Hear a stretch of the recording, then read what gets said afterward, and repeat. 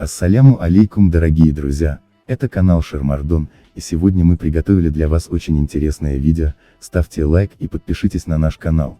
Дорогие друзья, как мы все знаем, вчера Лоик Раджабов проиграл свой бой против Рауша Манфио по решениям судей. И после соревнований Раджабов сделал видеообращение и просил прощения от всех своих соотечественников за то, что он не смог выиграть бой, стать чемпионом лиги ПФЛ. Давай лучше посмотрим, что он сказал. Салому алейкум ҳамватанон, бахшиши зиёд ки ваъда додам камарбанда айқид мекунам ба ватан меорам. мутаассифона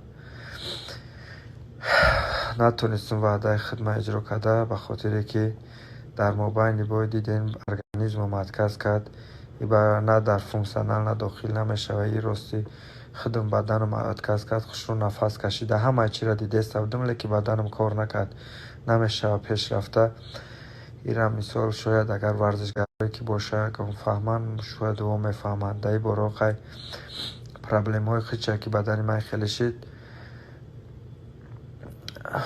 иншоалло қай ай чизо дида ислоҳ мекунем ин хатогиёра. бо мебинем дар оянда чӣ мешава.